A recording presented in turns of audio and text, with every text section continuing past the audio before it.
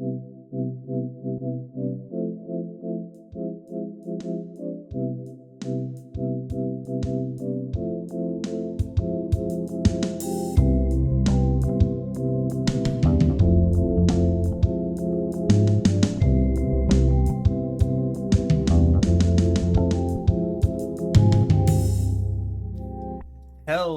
everybody, and welcome back to BrokeN Boys. This is episode 280. I'm Mike. And I'm Colin, baby. Yeah, That's legal. my last name. I was gonna say legal last name right there. Didn't know you were doxing yourself this week. But this week we're gonna talk about the album discography of legendary Nirvana. Talk about all their albums and the MTV Unplugged. Give thoughts and opinions, all that type of stuff. But before we get into all of that, how was your week, Colin? Oh, and also, I mean, you said this to me right before we start recording, but first recording in a new place for you. Oh yeah, first recording at the new house. I built my new desk the other day. Mm-hmm. I got it. It came in on Monday. I was like, I'll build it after work on Monday. But then Max goes to sleep real early because she wakes up real early for work, and I was What like, a well, I don't want loser. to build it. Sorry. Right. And she was like, I'll just build it. I was like, well, I don't want to be loud. She's like, I got your plugs in. I got a bonnet. It'll be okay. Over my eyes, it'll be okay. I was like, okay. But like every small noise the metal of the desk made as I was making it, it would be like, ding, ding. And I'd be like, oh God. Oh no. But the only time she woke up was when she was like, it wasn't even because of the desk. She was just like, "Can I have a sip of your water?" And I was like, "Dehydrate." Yeah. But got the desk built. It was pretty easy. Not too intensive or difficult in any way, which I was happy for. It was an Amazon desk, so I would hope it wouldn't be too bad. But I can send a picture of my desk here. Please do. As well as the posters I put up above it. Look at this. Oh yeah, look at that good chord etiquette down there. But It genuinely looks better than my chords. My chords are a fucking mess. But put those posters up. The one in the middle is one that I had in my dorm when I was first down here. Oh. That didn't make it up in the apartment. So I was like, Yeah. that'd be a nice big one to put in between the two smaller ones for Clancy. I see you took a little bite out of the top corner of that one also. I'm just noticing Yeah, that I got hungry one night. I thought that eating it would give me the power of them. Some top power. But I also yeah. And then I put up a couple more posters here. This Last of Us Part 2 one that my younger brother got for me for Christmas or my birthday a couple years ago. Yeah. That also didn't make it up in the apartment, but I was like, I gotta put this up because that's my game right there. Yeah. I said this in text, but that artwork is one of my favorites. I love it. Oh, it yeah. looks so good as a poster too. Yeah. Oh yeah, it's so good. It's pretty big too. It's like half that doorway. Yeah. And then the Tyler the Clancy inner sleeve thing for the vinyl. The Clancy BDSM picture, it almost looks like. Yes, yeah. It's hanging up above my hanging up above the closet there, watching over us, so I can pray to it every night. But still got a couple posters to still hang up. Got the Breaking Bad one Mike got for me a good long while ago now, and I'm surprised that one's held up, to be honest with you. That was a very I think I mentioned it when I got it for you, but it was like extremely cheap, and I think I got like extra gifts with you just because of that. But it's still surviving. Yeah, it's I got it framed, so it's extra protected. Oh, that's right. Yeah, it is in a frame. And yeah, it's gonna go above the TV again because I liked that placement when I had it at the apartment. But that was fun to do. Been listening to The Basement Yard. this week, just because I've tried time and time again to just like listen to them more, because every time I see a clip of them on TikTok, I'm like, these guys are fucking hilarious. Yeah. And this week I was just like, you know what, I'm gonna listen to a few episodes, and those few episodes were mighty good, very funny. Yeah. Those two New York men. Did you see the Smosh Mouth with them? I did. That's I think Yeah. that's what pushed me to go The and catalyst. listen to more of their stuff. Yeah. Yes, exactly. But I had an interview this week. At a little small. Oh, it's Aldi. There's Aldis everywhere. Small company called Aldi. Yeah. Had an interview at Aldi. Didn't Yeah. go well because I got Shit. rejected. But it's fine Their because loss. I walked in. Right. That's what I'm saying. But I applied for the one that's closer to the house, and I was Yeah. like, cool, that's close. It's like 18 an hour. It's full time. It'll be good. And then I walk in, and it was a group interview, so it was just like 10 people. We all like fill out a sheet, and then we all go one by one into the room to talk to the manager or whatever. Interesting. Up and But close before with that, your he's like, competition. exactly. Yeah. I was, everyone was dressed fairly nicely. I had a polo and jeans, whatever. That's what Yeah. it said you could wear. I was like, okay, not a big deal. That's easy peasy. But I walk in with that. Everyone's dressed about the same. The women are in like nice blouses and dressy pants, and I'm like, cool, all right. And then there was one guy. It was the last guy to show up. He walks in with like a shaggy face, looks like he just woke up. He's got a plain white t-shirt, white shorts, long ankle socks, and like slides on. Hell yeah. And I'm like, my guy, this is and he was Looks hired on just the like spot. Yeah. Looks just like a customer.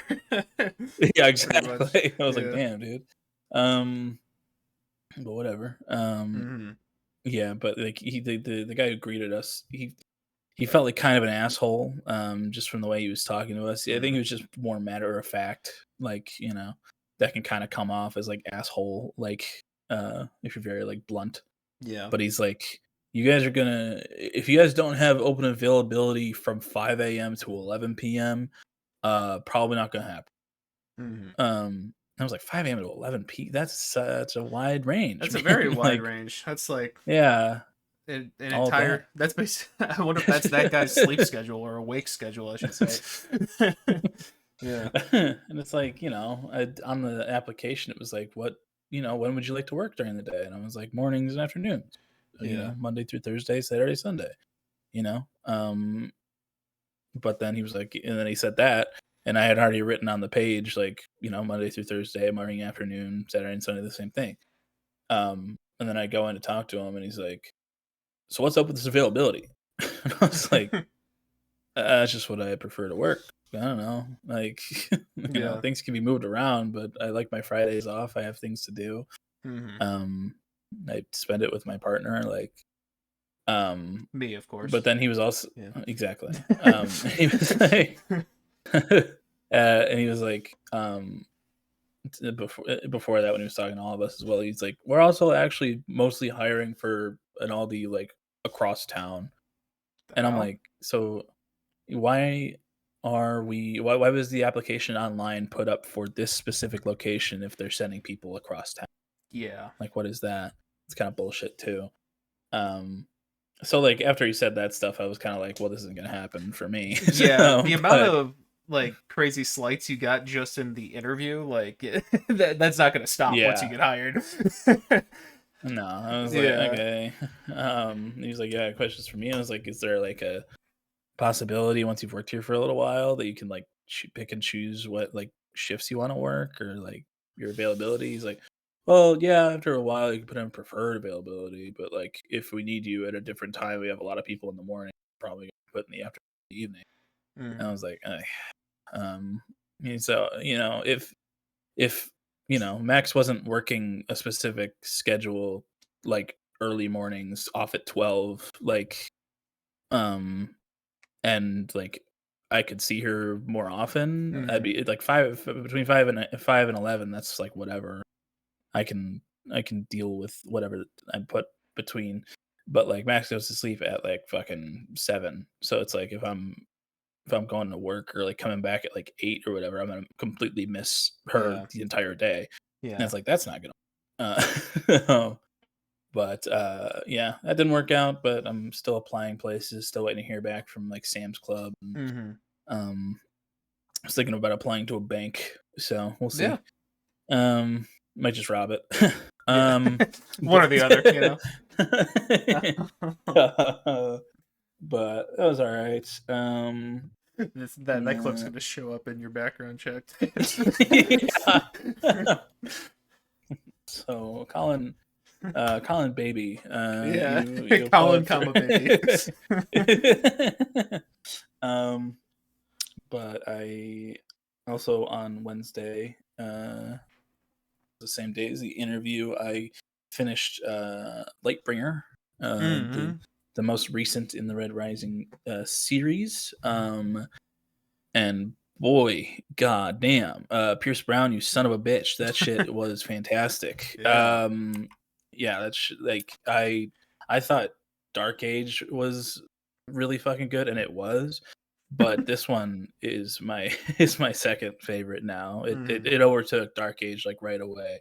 I still think I like Morningstar the most, which is third out of the original trilogy. Yeah. Um, but this one just like the emotion, the character interaction, like this shit was like out of this world, man. It was fucking fantastic. The writing was so good.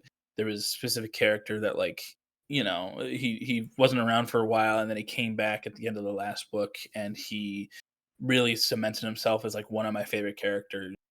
And Mhm. it was just like it was so well done. Like a lot of betrayal. There was a lot of like twists and turns. It's crazy that uh Pierce Brown with Red Rising. Red Rising is basically just like a fucking Hunger Games Right. like thing, because that's all people wanted back then, because that's what blew up. And to break into the fucking publishing, you know, into like being an author and like getting his books published big, he had to like write that as kind of like a jumping off point.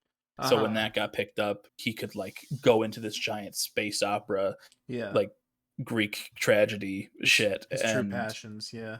yeah, seriously, and it fucking really worked out because, like, holy shit, dude, it's so well written. It's so good. The characters are so fucking good. The action is fantastic. Like, Uh-huh. I cannot wait to see how this concludes. Um, I'm really hoping for like 1,000-page epic. Would really Mhm. love something like that. But either way, I think it's gonna be great. And I blame Vince for for making me have to endure the torture of waiting for this last book to come out. Yeah. Um, and I also beat Vince to complete the Oh shit, he complete the hasn't finished it? series. Damn.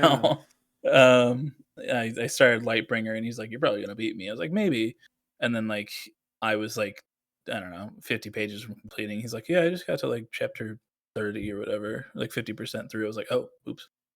Um, Yeah. but I texted him. I was like, well, "You gotta finish this book so I can talk to you about it, man. I gotta Yeah. talk to you. You're my only lifeline for this Yeah. series."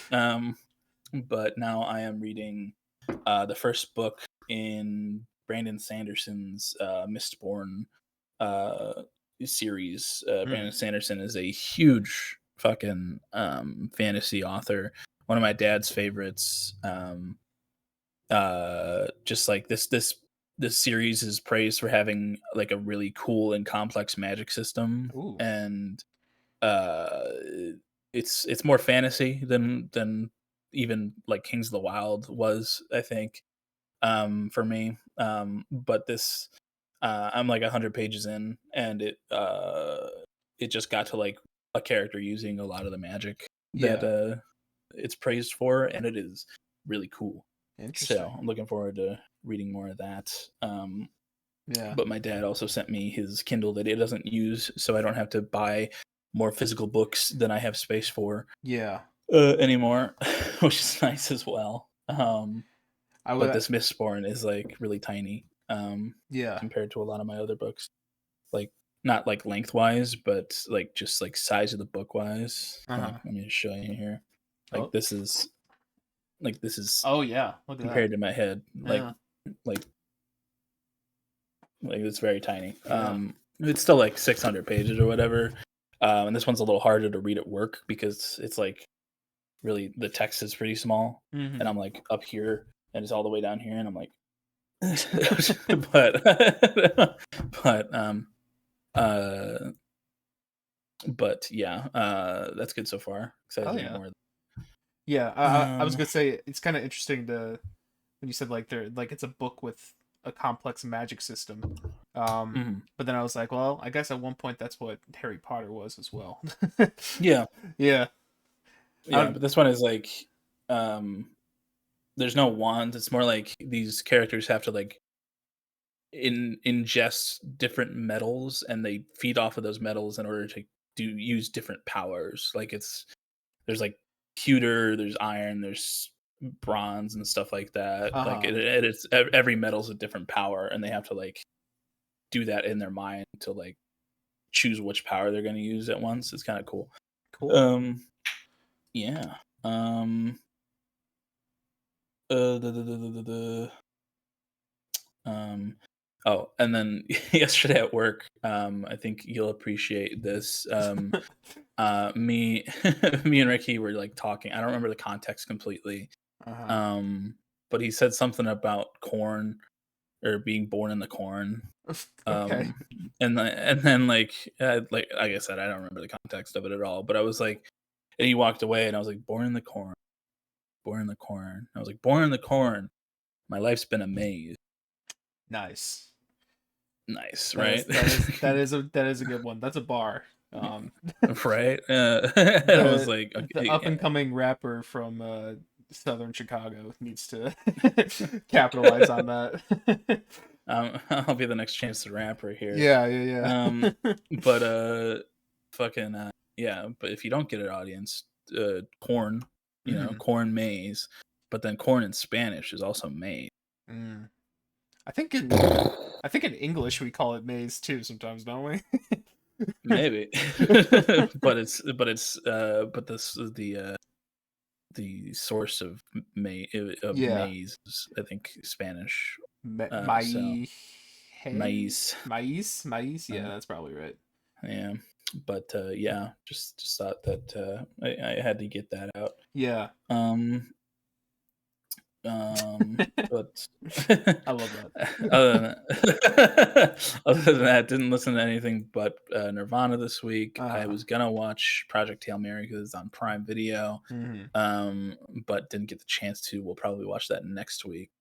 Um, It's a good but one. yeah, that was that.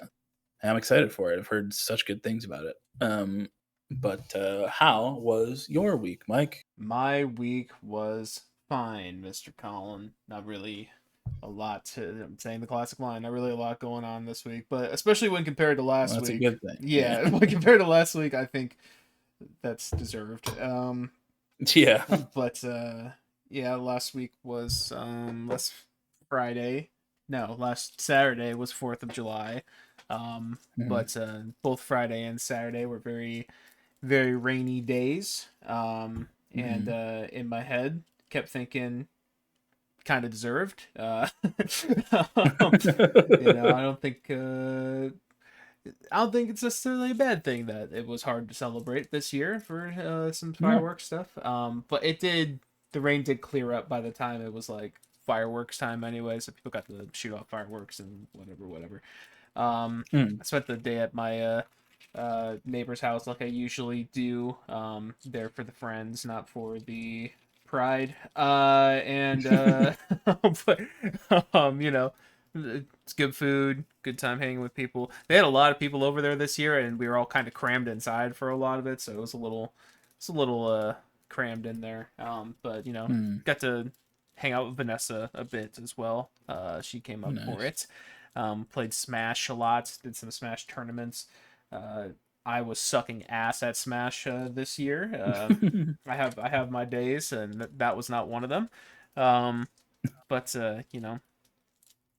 doing that, and then after the fireworks later in the evening, we set up a Magic the Gathering game, which they did last year, but I wasn't a part of. I think just because it got too late. But we decided to delve into that, and that was my first time playing Magic. And I still don't fully understand it, to be completely honest. It was a learner game, so Vanessa was basically telling me what my stuff did and was advising me on what to do, and then Lucian was doing that towards the end of the game once Vanessa was potentially winning, potentially. Mhm. But you know, it was fun. But it's definitely interesting. So Andy ended up winning, and he ended up winning because I guess his deck was catered towards a specific type of play, and with his abilities, he was a squirrel god, or something like that. And, Okay. and with his abilities, he was able to sacrifice his squirrels to give himself more health and also lower our health at the same time. Um, so basically, the winning move in the game was him stomping on like 8 squirrels, and just insta killing me and Vanessa while healing himself in the process. It was Oh wow. it was strange. But Lucian, helped him with that because Andy was also kind of learning. He played last year, but whatever. It was an Mhm. interesting game. I enjoyed it. I would like to play it again more. And apparently, there's good online stuff to host it or whatever. But it was fun. It was fun. Went kind of late, but Vanessa stayed the night at my place downstairs, and it was all good. Um, Mm. but yeah, then the next morning we went to lunch for my grandma's birthday. Um, we were gonna go to a like a steakhouse at like 12 o'clock, which was a lot. But the steakhouse that we went to said that they didn't want to push tables together for us, or something like that. Like they just said like, Okay. no, we can't do that, and we're like, okay, all right. So instead we went to the Olive Garden that was right there at 12 p.m. Very early for Olive Garden as well. But it was good though. It was a nice time. I got to see my cousin there who lives basically full time in Iowa these days, so I don't see her that much. But yeah, I got to do that.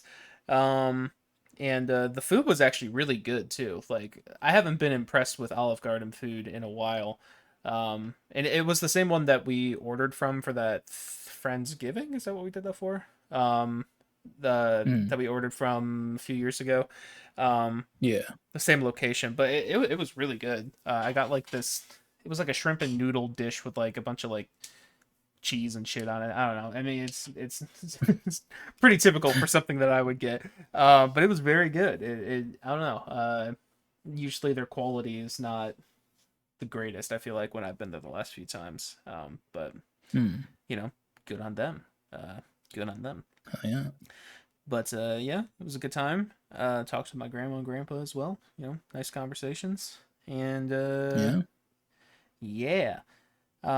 But yeah, then other than that, our friend Lucian, he started up a Minecraft server, modded Minecraft this week. So we've been doing a little bit of that.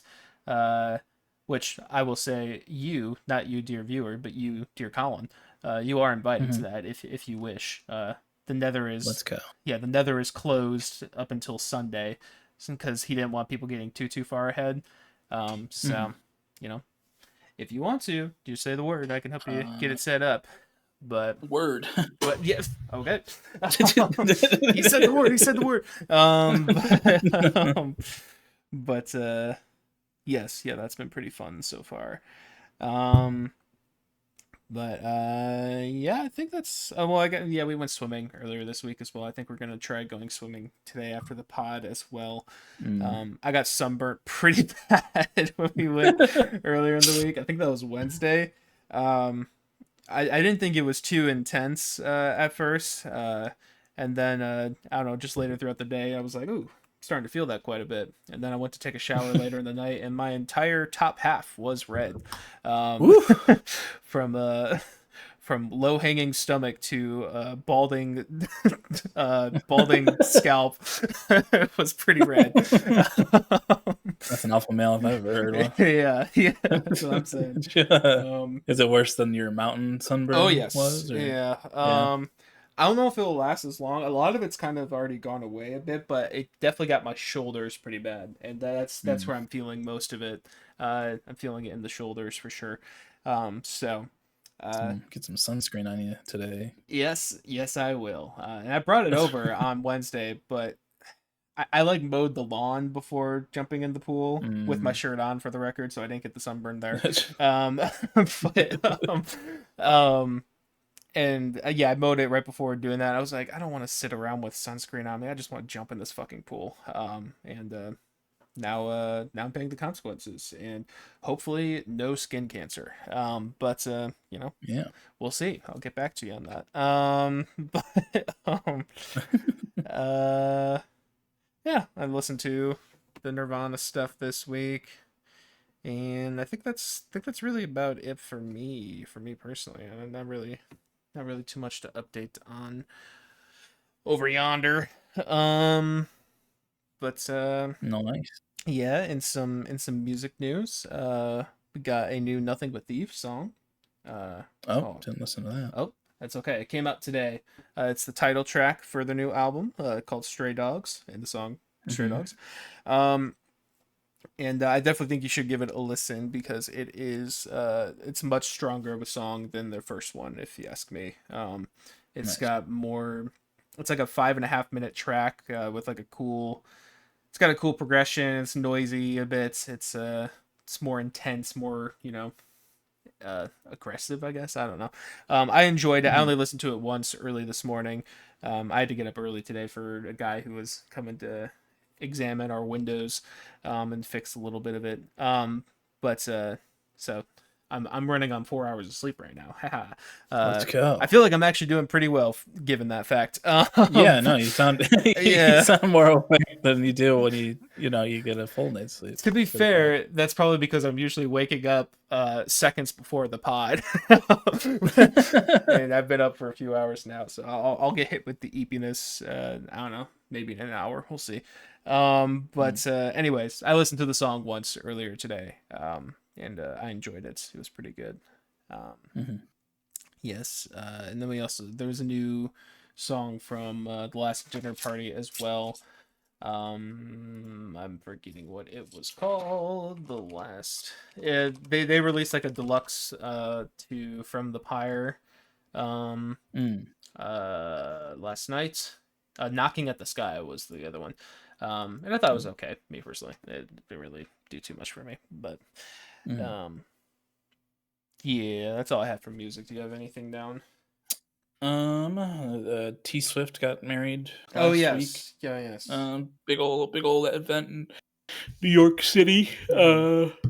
Lot of celebrities, from like Paul McCartney um uh to a lot of people. There were a lot of people there. I don't know, a Yeah. lot of celebrities.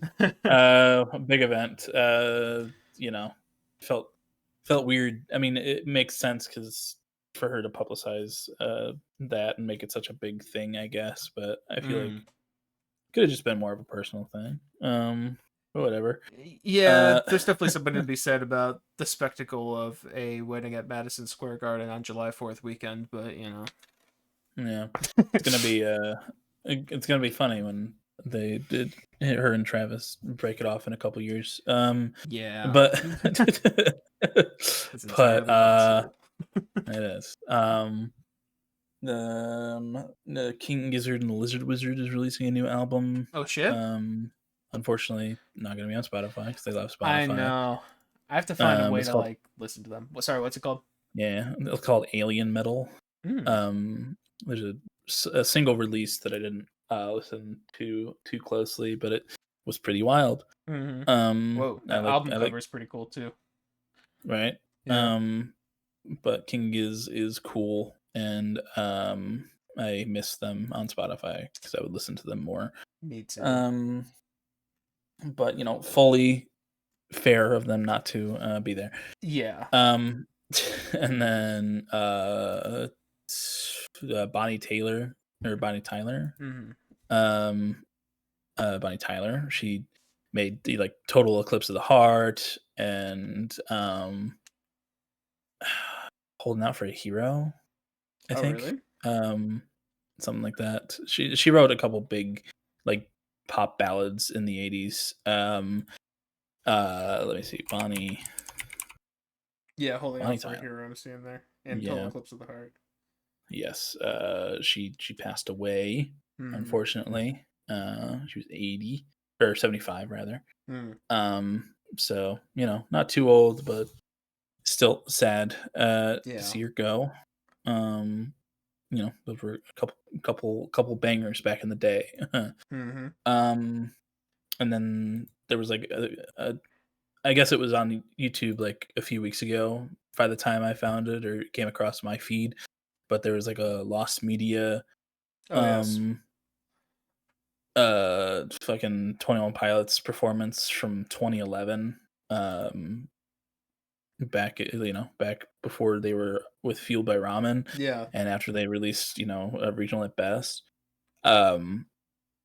But they got fucking they performed the Pantaloon, Fall Away.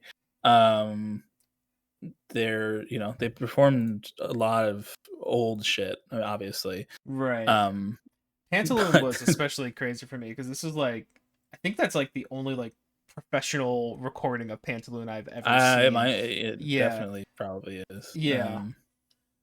But yeah, they played,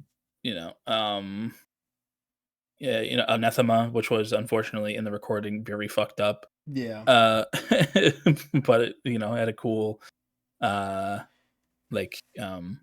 atmosphere to it because it was all weird audio. Yeah. And they played Ruby, which they haven't played more than a couple times. And it was back in the days when they did the drum battle too at the end of the show, rather than having the trees. I could be mistaken, but I feel like they did that during Vessel as well. At least they had a segment for the drum battle. I think so. Yeah, because I've definitely seen footage of that before, and I think they did it to Guns for Hands, which I guess was on Regional Best as well. But yeah, still. But yeah, that was cool to come across. Oh yeah, as well. I was happy you sent me that. That was fun.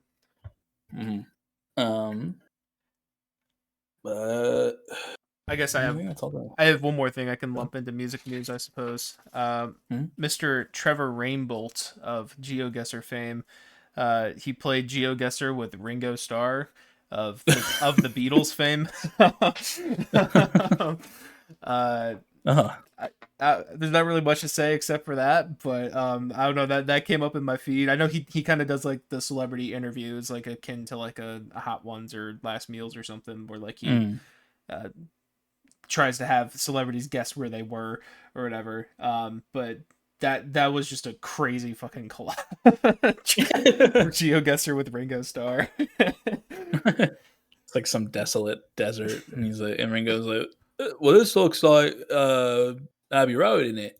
Yeah. He kept calling his wife over. It was kind of sweet. He was like, "What, Barbara? Where was I?"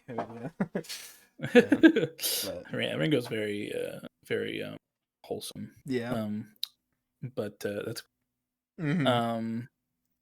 And then we forgot to mention it a couple weeks ago when it happened because I think Mike was on his trip or something. But one of the members of Half Alive left the band. Oh, that's right. Yeah. The drummer, which unfortunate because his drums were a big highlight on a lot of those tracks. Yeah. But and then they tweeted out last night about their Persona era ending. It looks like so. We'll see what happens with them. I hope it's all right. Yeah. You know, I think I also think. Oh, sorry. Go, you're good. Go ahead. We might have just been about to say the same thing. I think I saw that Probably. the lead singer, Josh Taylor, he released like a solo song. I think is what I saw. Yeah, or he's like starting a solo act or something. Yeah. Yeah, because I was actually getting worried about that earlier in the week. I was like, oh, that's not a great sign. Bit of a Jordy Greet Black Midi situation here. Yeah. But they did, yeah, like you said, like earlier today or yesterday or something. They said that ending this era, going into a duo, and for Half Alive. So I guess Half Alive will still continue as a duo. But Yeah. yeah. We'll see what happens. But there's that. In other news, um, Mitch McConnell's brain dead in a hospital, and they don't want to they don't want to take him off of life support because if they don't do it before a specific date, they don't have to like do an emergency election for a new senator Mm-hmm. in Kentucky. And Um, just to be clear, this is new news. This isn't like something that's been happening in the last like I don't know, year or two. he's definitely been on borrowed time, but he Yeah. did like he is in the hospital like on life support. Okay. And Yeah. people are like lying about the fact that like he's still like giving them responses and either talking to them and having Mm-hmm. doing work and whatnot. Obviously he's incapable because he's brain dead. Mm-hmm. um but they're just holding out till that date to take him off of life support so they don't have to do an emergency re-election or an election. Yeah. um which shouldn't be allowed Mm-mm. um at all. But that's happening. I saw a TikTok of Trump doing like a meeting, and he was like, TikTok, you ever heard of it? Um, and he's like, I'm the biggest thing on TikTok. Actually, I'm number Wow. one. Yeah, like Taylor Swift's like 11, and I'm number one. They see me on there, like, making America great again, and they love me over there.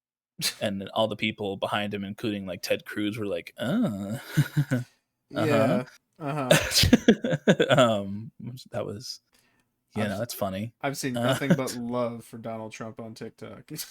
oh yeah, nothing but sunshine and rainbows over there for Uh-huh. that uh, jubilant, um, spry young man. Yep. Um, but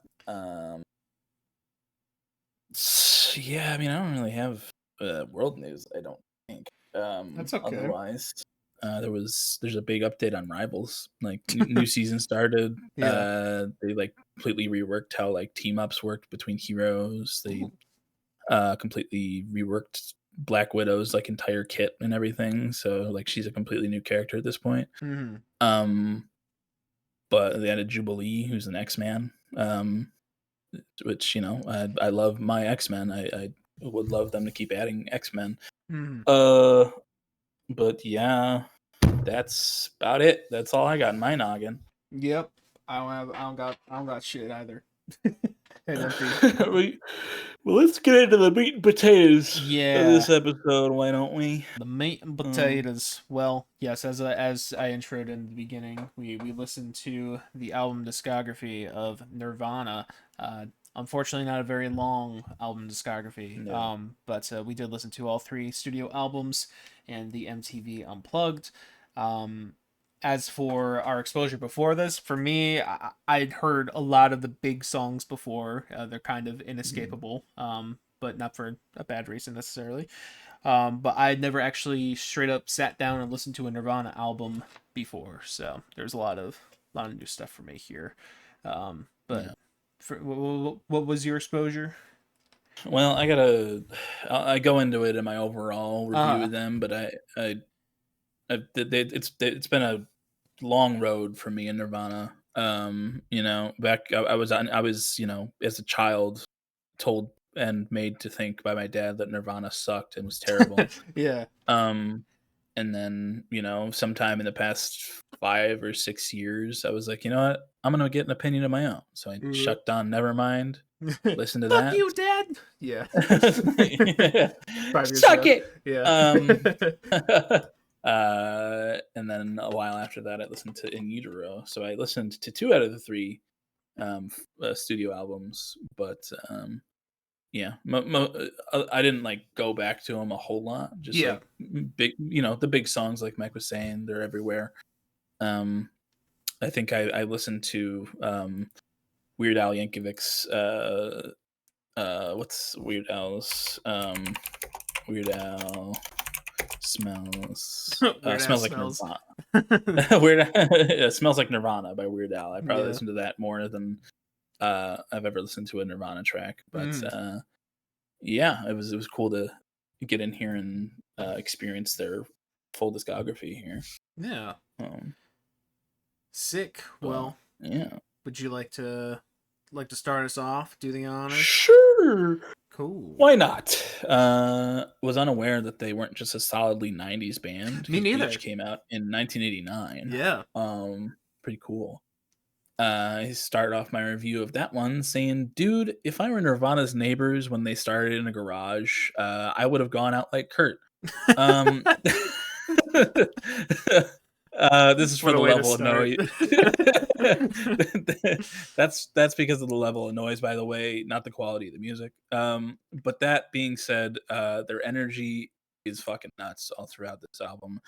Uh, as somebody who has listened to their other projects as well as a little bit of grunge outside of this, uh, what? Uh, um, I wish I could help you. yeah, no, it's okay. Yeah. I feel like I feel like it's usually grunge as a whole is usually like a little chiller than this is. Hmm. But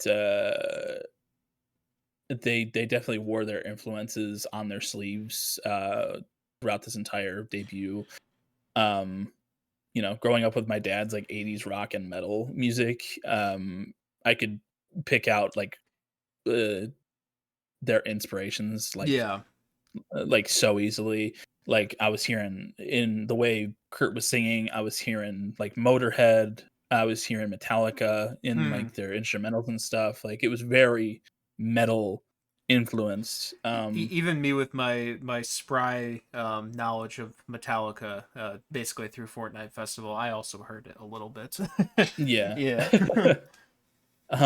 Which it's not a bad influence to have. I think that it added to their already like explosive energy throughout this, but it was like kind of like okay, yeah, okay, I see where they came from here, what they were Hmm. listening to when they were wee children.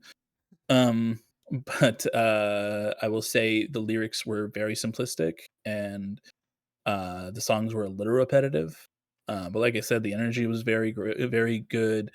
And Dave Grohl has always been gifted on the drums for sure. Oh yeah. um it was an alright debut, just a little samey for me. But my favorites were About a Girl, Scoff, Mr. Mustache, and Blue. And my least favorites were Floyd the Barber, um, Negative Creep, and Sifting. And I gave it a decent 6 overall. Cool.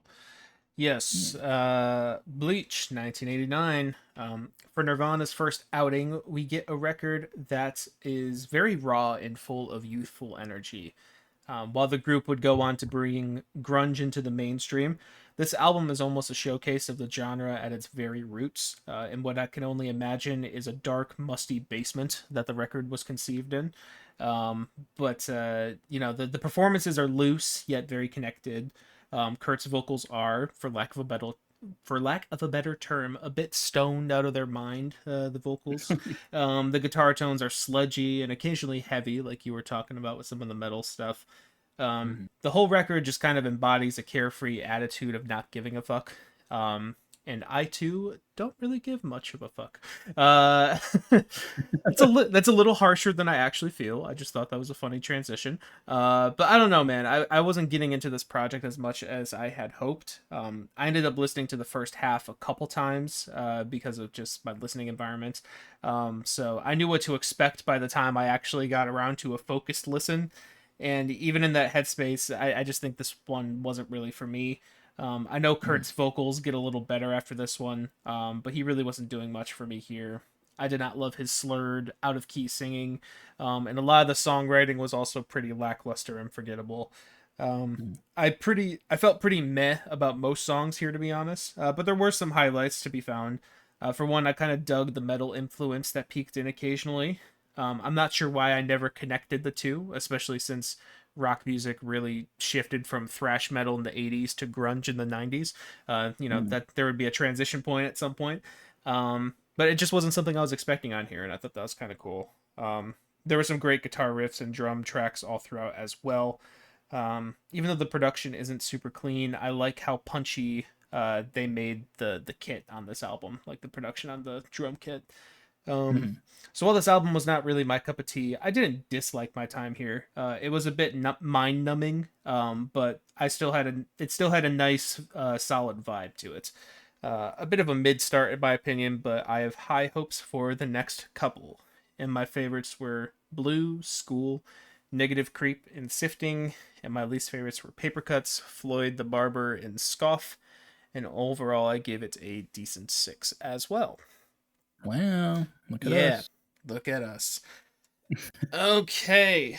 Well, then we jump 2 years to Nevermind in 1991. Uh, Mhm.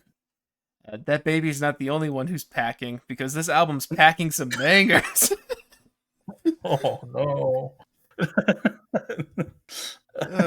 That's a line. Jesus Christ. Clipped. Clip Yeah. that. um, Nevermind doesn't really need much of an introduction, but despite being an album listening dork, I've never actually listened to this before. Obviously, I'd heard most of the big tracks on here, but hearing them within an album context really gave it a whole new flavor. In comparison to Bleach, there's a much more produced and careful construction to this album. While there's still young, angsty energy permeating most tracks here, it's just a stronger display of content.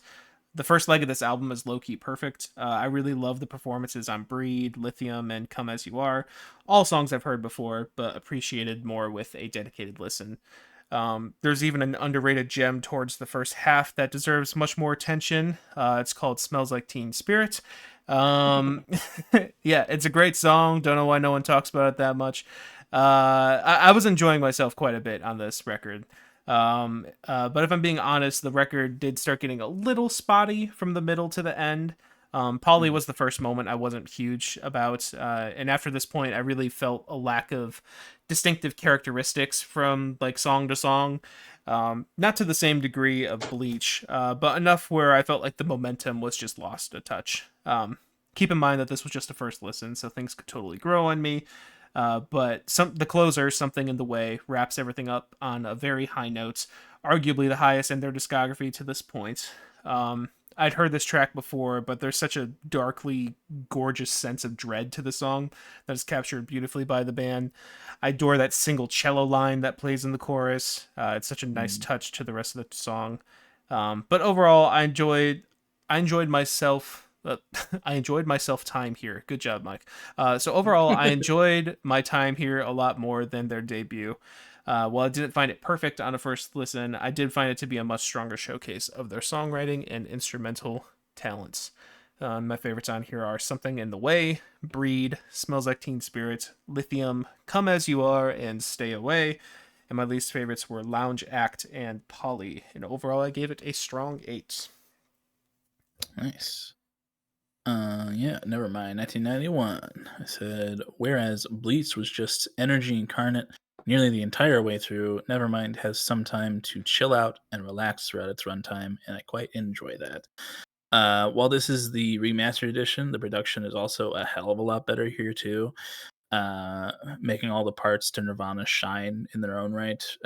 Kurt still mumbles, but I could really understand most of the lyrics this time around, Mm-hmm. which was also a major plus. Even if a lot of them don't really mean too much to me and didn't really connect at all, still sounded better, as well as his vocals sounding a good bit better as well. Uh, the instrumentals are all genuinely very good. Uh, great great iconic guitar riffs, Mm-hmm. punchy and smooth bass lines, and more awesome drums from Mr. Grohl back there.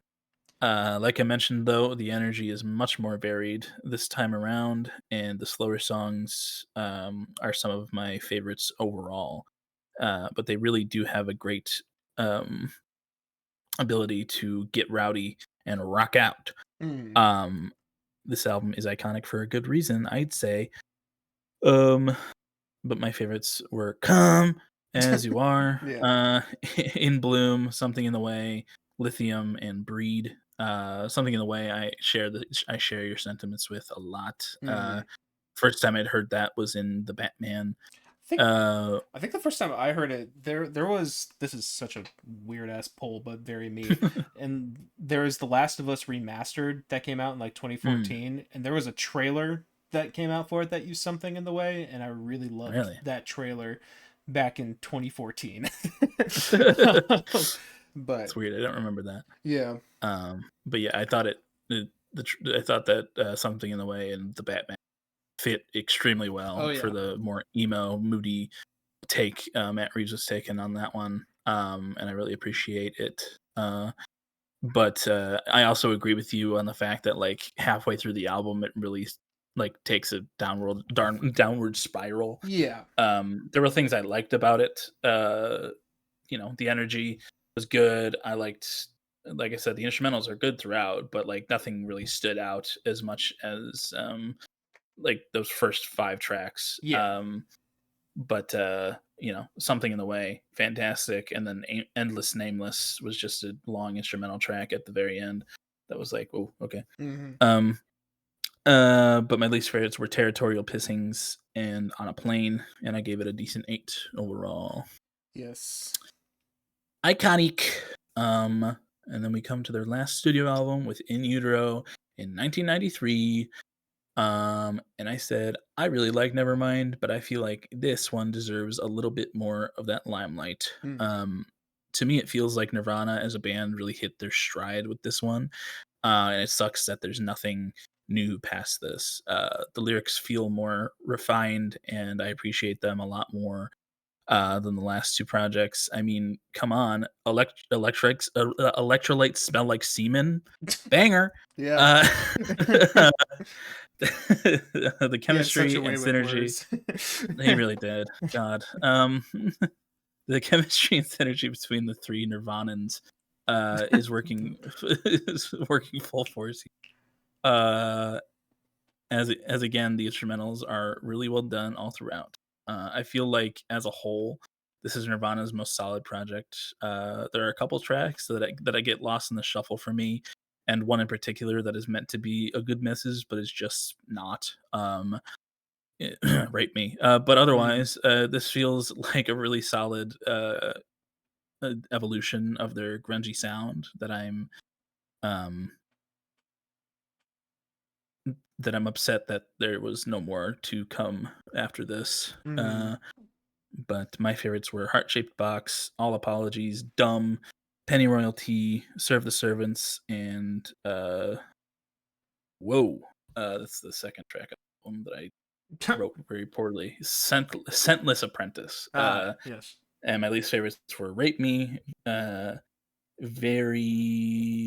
Very Ape, Oh, yes. and and Tourette's. And I gave it a solid 8 overall. Cool. Yes. Yeah. In Utero in 1993. This being the final Nirvana album is honestly really sad.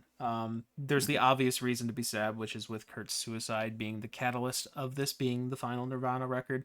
But honestly, it's also sad because to me personally, it still sounds like they had a lot more to show and develop into artistically. This doesn't feel like a last hurrah. It feels like a stepping stone to somewhere else, me personally. Mhm. But for what we got another banger from the band. This has the same chaotic vibes of their first project, mixed with the more structured and thoughtful details of Nevermind. And damn, this album is chock full of bangers. I wouldn't say this is something completely up my alley, but I really respect it for what it is. Heart Shaped Box is a great track I already knew, but I also really love the punky energy on tracks like Scentless Apprentice, Rape Me, and Milk It. The drums and bass hit fucking hard all over the project as well. I was giving a stink face to the grime multiple times on here. It's just a really grimy project. It's a really, really solid record that didn't have very many downsides. But once again, the band kind of struck gold with the closer All Apologies. It's kind of like what you would get if you mixed Nirvana with the Beatles, and it's really cool. I really liked that outro.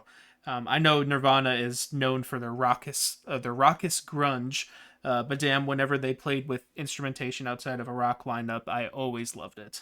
So yeah, I thought it was a really solid project. And my favorites on here were All Apologies, Heart Shaped Box, and Scentless Apprentice, Rape Me, Milk It's, Dumb, and Pennyroyal Tea. And my least favorite was Very Ape. And overall, I gave it a decent 8 as well. Nice. And as for like the song Rape Me, I don't know. I thought it was a solid song, and like I know the message was like well intended, but I do, I don't know. It kind of feels like something of its time to me. Yeah, it rubs me the wrong way. I don't know. I totally see why. But I forgot to write it down. But that Beatles influence was there were a couple of moments I think both on this one and Nevermind that I was like, okay, I can see a little Beatles-ishness in this, like. Especially Pennyroyal Tea, especially. Yeah, it sounds like a Beatles song. It does. And I was like, okay, I see. It got a little influence from Mr. McCartney, Mr. Lennon. Yeah. But that was a cool influence to see on a grunge band. Yes, I agree. Yeah. Cool. Alrighty. Then we go into 1994 with MTV Unplugged. I found it kind of funny because I think when we did Black Country New Road a few artist analyses ago, I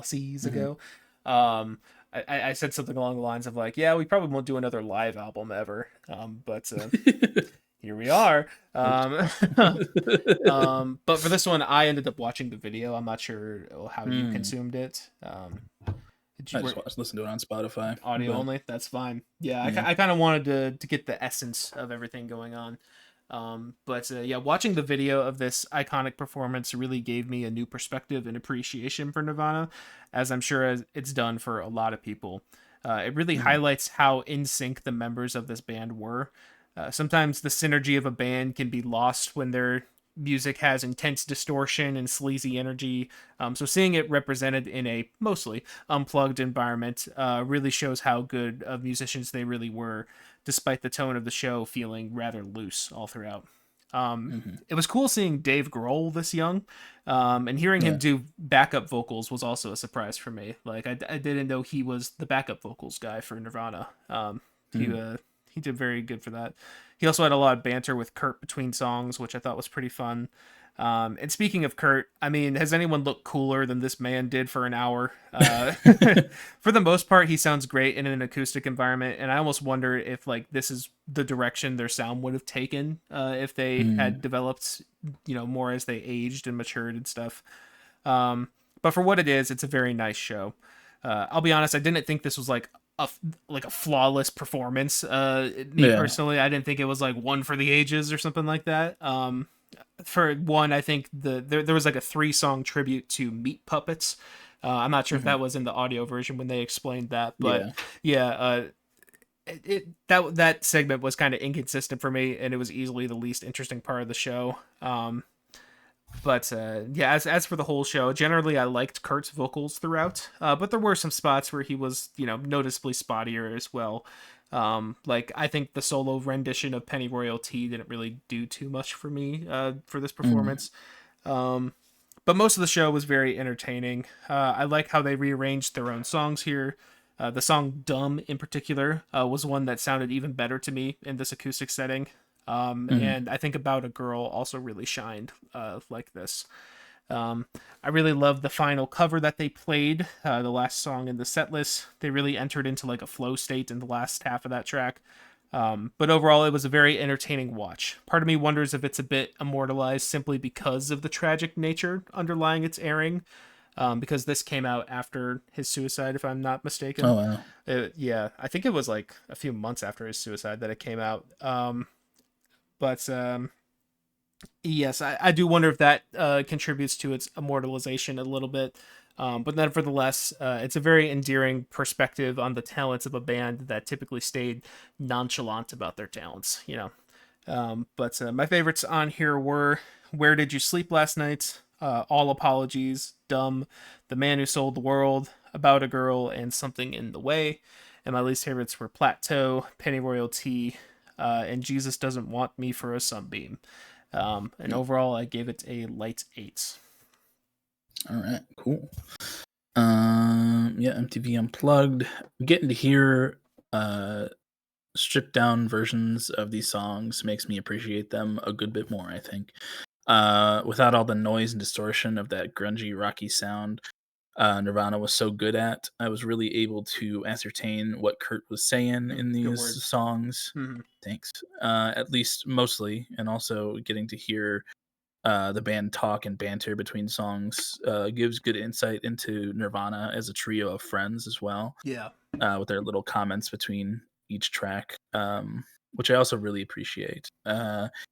Even with it being stripped down acoustics, a stripped down acoustic set, their skills on their respective instruments shines on, and with the addition of cool strings in a few places here and Mm-hmm. there, um, was an extra cool element to throw in there as well.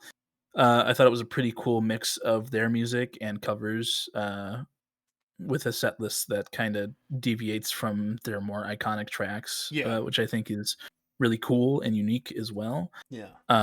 Very cool to get to hear this and to have it like immortalized here.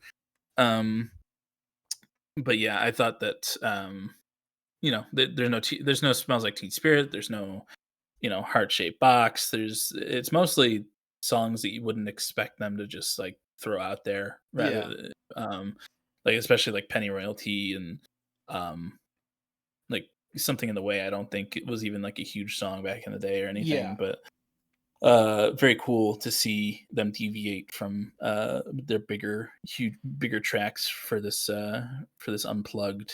I really liked the covers, well, most of them as well. I wasn't huge on the Meat Puppets section Mm-hmm. either. I didn't think the songs were bad per se, but just didn't really, strike my fancy. Yeah. But I think that the David Bowie cover, "The Man Who Sold the World," was it was like my favorite track of the entire Yeah. unplugged. Just really well done. Um, but yeah, my favorites were, as I said, "The Man Who Sold the World." I liked Pennyroyal Tea. I liked this version of Polly. Mm-hmm. "Come As You Are," "About a Girl," and "All Apologies." And my least favorites were "On a Plane," "Lake of Fire," and "Plateau." And I didn't really like "Jesus Doesn't Want Me for a Sunbeam" either. Mm-hmm. Um, but I gave it a decent 8 overall. Cool. Yeah. All right. Yeah. Well, overall thoughts for this band Nirvana. Small act. Don't know if you've ever heard of Mm-hmm. them.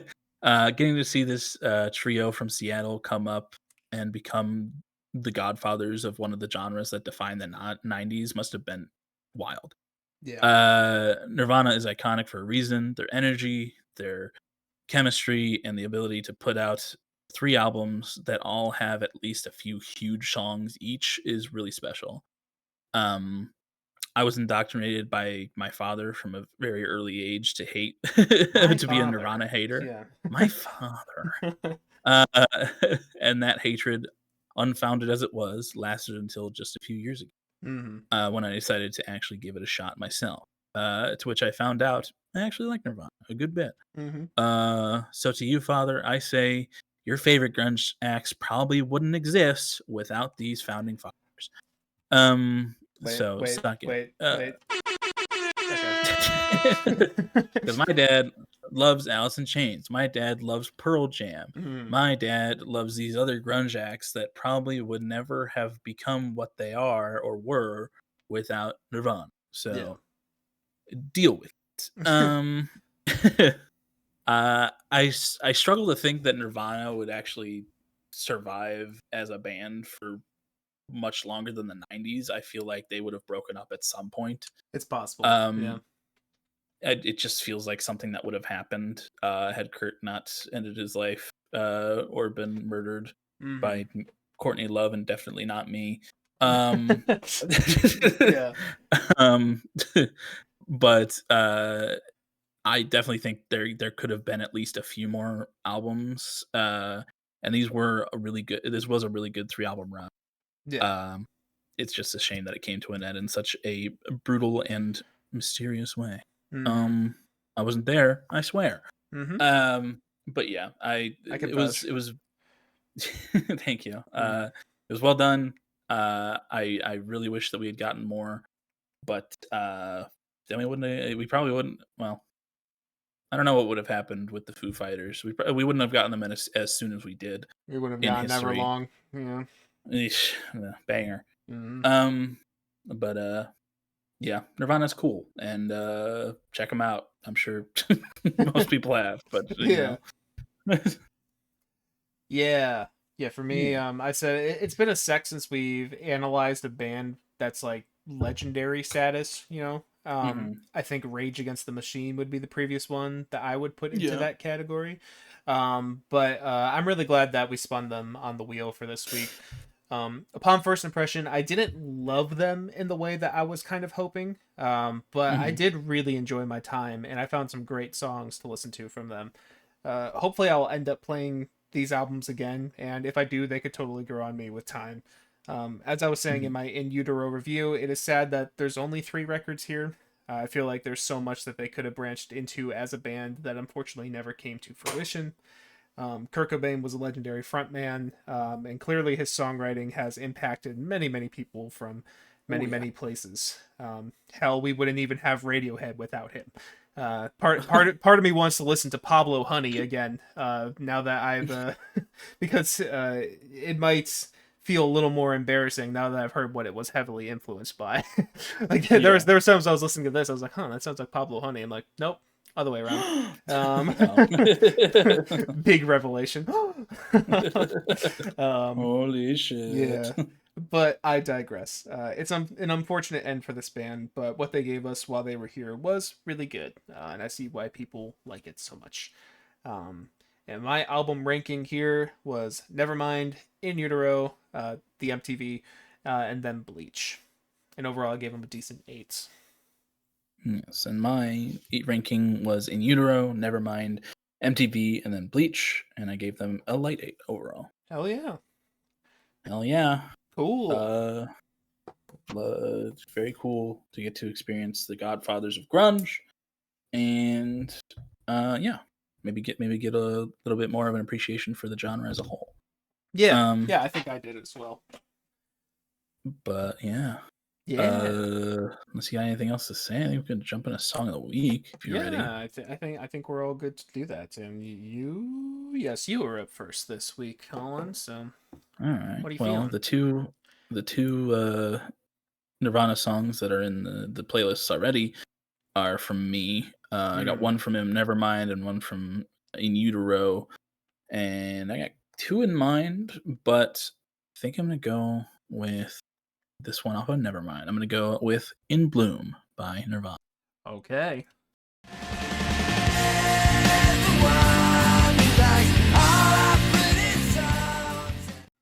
All right, that was In Bloom by Nirvana. What'd you think, Mike? That is a great song.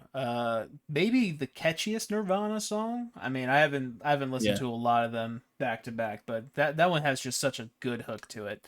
I really love Kurt's vocal performance on it. I really love the guitar riffs throughout. The drumming is great. It's the first one. I mean, I was gonna say it's the first one on Nevermind that I didn't know, but it is the second track. But it's one of the few in the first section that I didn't know, and it was a nice surprise. I was like, damn, that's a really solid track. I really like that one. Yeah, ever since I first listened to Nevermind, I was like, damn, this one is super good. And I agree with you, it is the catchiest Nirvana track. That fucking chorus is just so it's fun to sing along to, as he says. He likes to sing along to all our pretty songs. And that's one of them. But yeah, the Dave's drumming across this one is so fucking just like it's got that deep bass, like the and it's so like nice. Just Very I punchy. love that. Yeah. Oh yeah. And the guitars are great too. And I think this one is just like a really good representation of Kurt's voice as well. I love his raspiness across the track. It's also sandwiched between two tracks with 2 billion listens each. Smells Like Teen Spirit being almost at 3 billion. Yeah, but I think that one is it's at 509 million, which is no small feat, but it is I feel like it deserves to be up in that billion range with the first couple. I agree. Around it. But yeah, really like that track. But what do you think, Mr. Mike? Well, I was hoping as I was listening through these albums that I would come across one to highlight that, like, you know, I didn't expect, because there were, like I said, there was a lot of songs I have heard here before and really enjoyed. And thankfully I was able to find that towards the end here, song I'd never heard before, and one that I think was really fucking good and is really up there for me in my favorite tracks from them. So I'm going to go with All Apologies by Nirvana.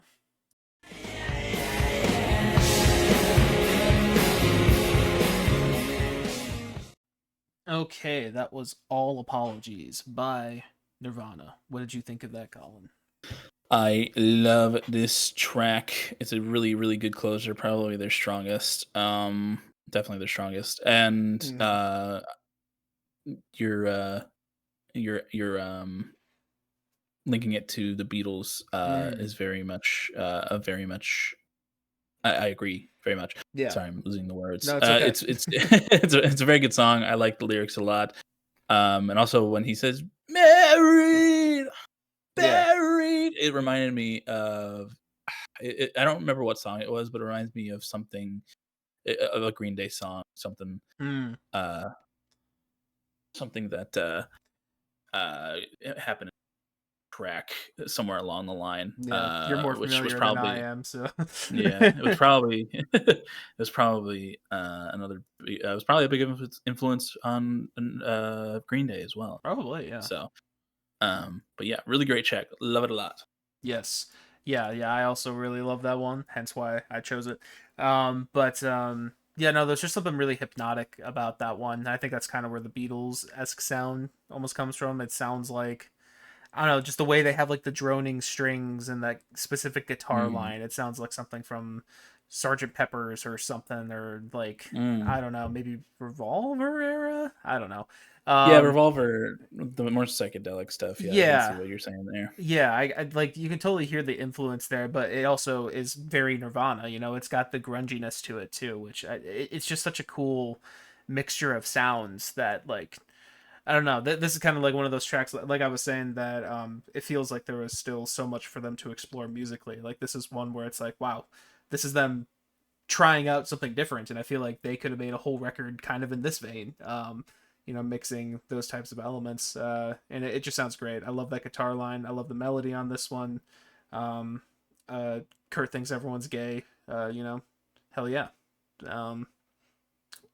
Yeah, that's about it. Yeah, yeah, I agree with everything you said. Yeah, yeah, I love Nirvana. Yes. Most of them at least. Mm-hmm. But before we close it out, okay. Ricky gave me a pack of Pokemon open live on camera. Oh shit! If you want, yes, if you would like to indulge in your habits. Yeah. Let's go. I'm a bit of a junkie. You're gonna have to tell me if it's good or not, because I won't know. We'll see. Okay. We'll see what happens. I usually have pretty good luck, but Ricky doesn't, so this might be tainted to him. Having been the owner of the pack. Oh, okay. I see. But we'll see. Boyfriend luck. Yeah. Wait, me or him? Both. Oh, okay. And Max. But all right, we got Well, yo! Steel. Sorry. So, whoa! We got Steel Energy. We got Esper, Okay. Cutie. Yeah. Mareep. Hell yeah. That's a cute little sheep guy. Classic. Minchino. A lot of cute ones so far. Uh-huh. Cute little Chinchino type guy. Stunky. That's a skunk. Okay. Philippe. That's my man, Philippe. Yo. Meowstick. That's pretty cool. Yeah. Garbodor. Ooh. I think that's the first follow. No, I think the next one's the first hollow one. Then we got Fanpea, little elephant. Nice. Shiny. Oh, is that good? Yeah, it's an IR. It's a full art little illustration. Yeah. Rare. Look at that little watchog. Watching over Lumiose City, which is Paris in Pokemon, and then Azernius. Hell yeah. So that's cool. I haven't pulled that one before. It looks sick. Yeah, hell yeah. All right, cool. Thanks, Ricky. Yeah. Love you. Yeah. Do you have any estimate for like how much that card's worth? Just out of curiosity. Here, let me go see. TCG. Here, I'll stream my screen for you guys to see. Also, I want to point out in the reflective cards, I think we might have the same webcam. Really? I was like, that looks like the blue glow of my webcam. It might be. It's a eMeet HD 1080p. I don't know. I don't think that's fine. No, I think mine's Logi.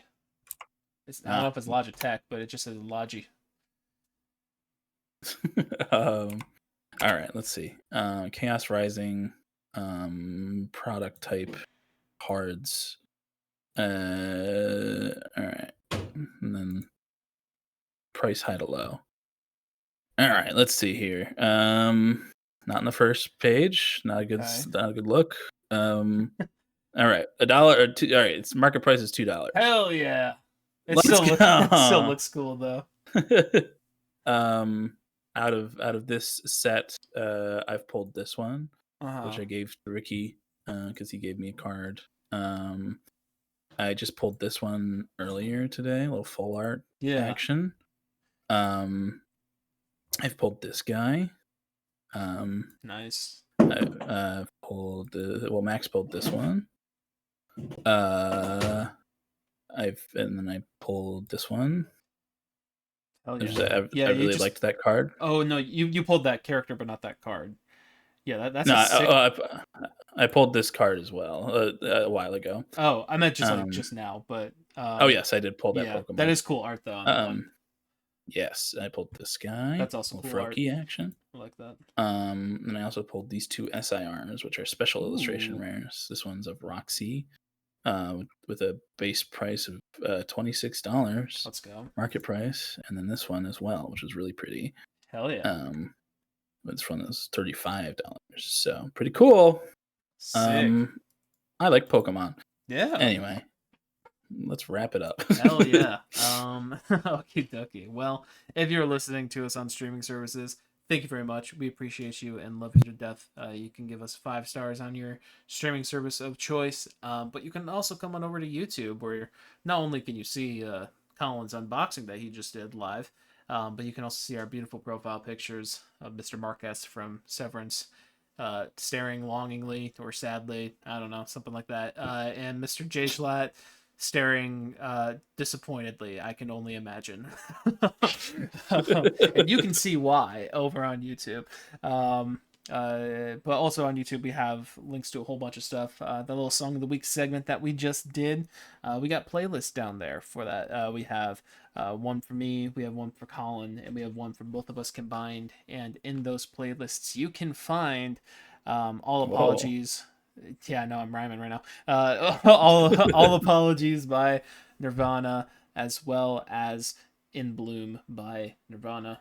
Both of those are down there, along with a couple other Nirvana songs that Colin has picked. And hell yeah, you should go check those out. There's a lot of music down there.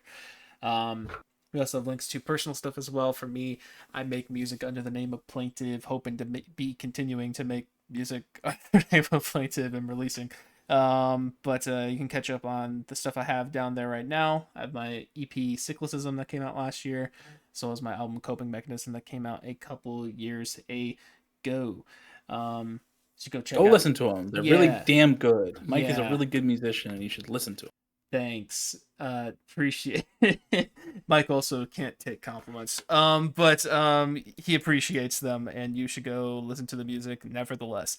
But yes, I also have my Instagram down there as well as my album of the year page where I rate and review music and my YouTube page and my TikTok page. And as for my relation to you, dear viewer, okay.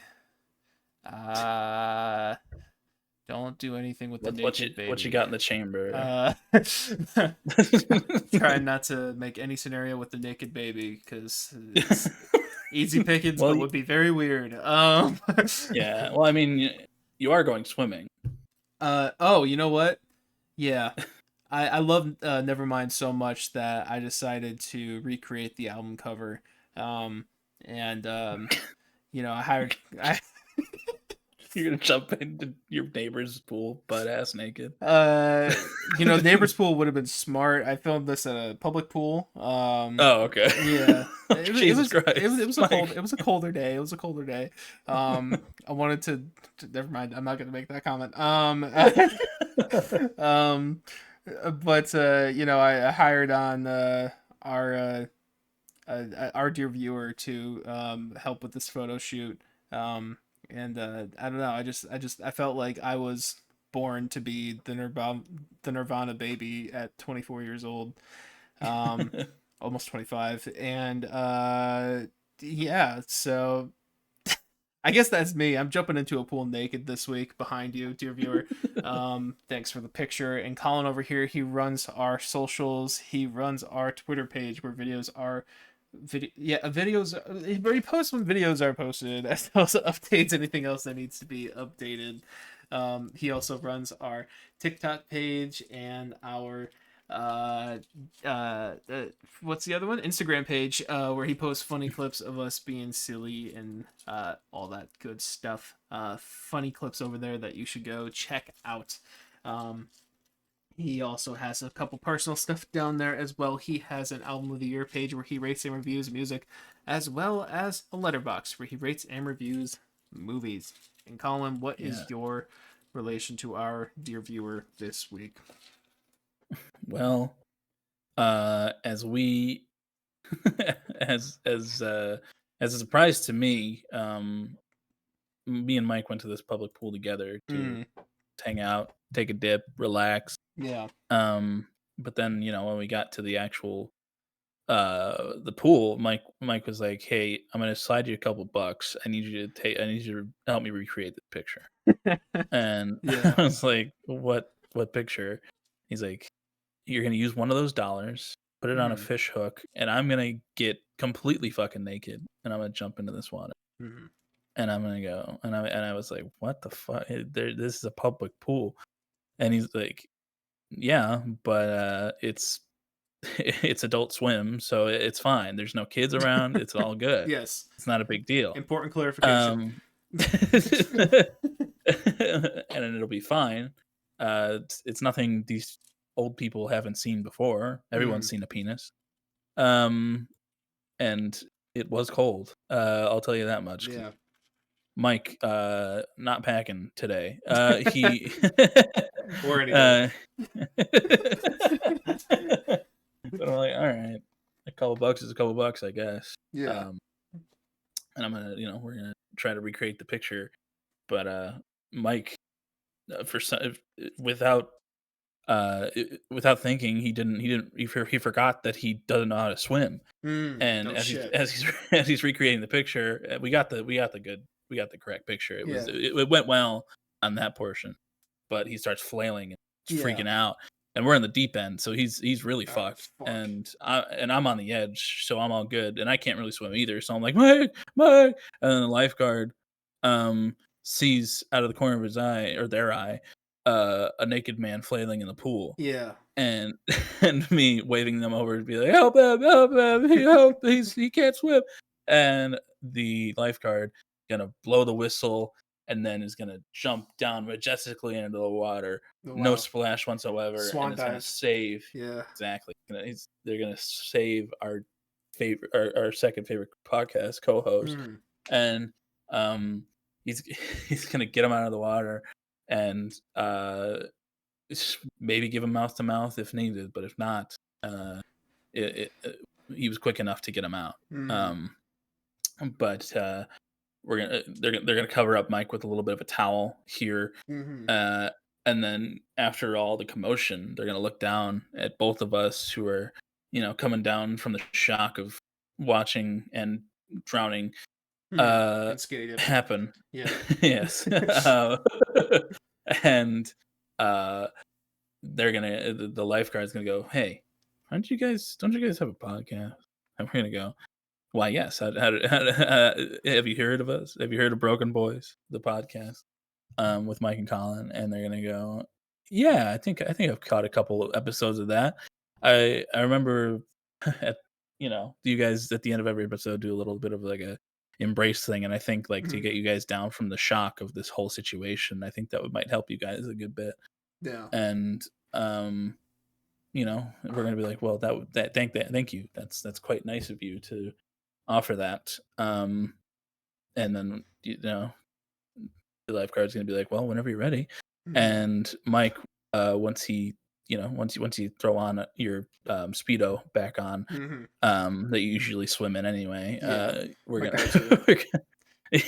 we're going to, I'll get up away from the pool because we're all a little bit traumatized now. Yeah. And I'm gonna be in front of the lifeguard. Lifeguard's gonna be in the middle, and Mike will be behind, and we're all sopping wet and cold, and this is Mhm. going to help us get a little warmer. So I'm going to look over um, the lifeguard's shoulder into Mike's eyes, and then I'm going to give Mike a little mouth to mouth of my own. Mhm. And this embrace is what we like to call the love cage.